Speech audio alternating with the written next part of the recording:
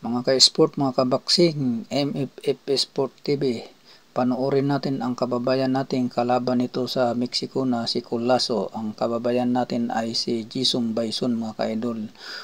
Ang champion nito ay ang kalaban na si Colaso na 3 ang belt ng hawak, mga ka-idol, kasama ang lineal belt, mga ka-idol. Kaya panoorin natin, wag natin palalagpasin ngayon na ito.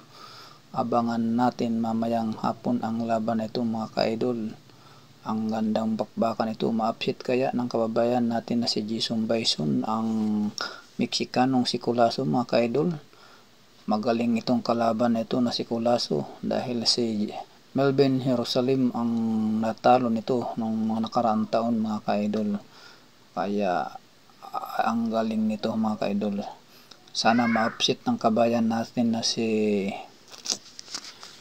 Jisung Bison, mga ka-idol. Panoorin natin kung paano ma-upset ng kababayan natin itong si Colaso, mga idol. Kaya abangan natin mamaya ang laban na ito.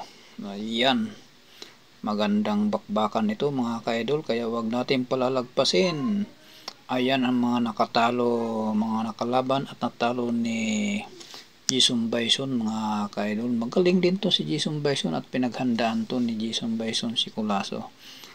Kaya bibigyan ito ni Jisung Bison ng magandang laban si Colaso. Magandang bakbakan ito, mga ka-idol. Ito ang record ni Colaso, 12 win, 8 knockout, walang talo, mga ka-idol. Ito naman yung kay Jisung Bison, 14 win, 1 loss, 8 knockout, mga ka-idol. Kaya abangan natin, wag natin palalagpasin ang laban na ito, mga ka-idol.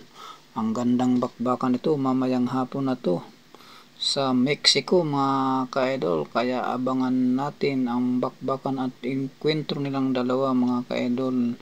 Hanggang dito na lang, comment, react at share at subscribe sa video na ito, mga ka-idol. Bye bye.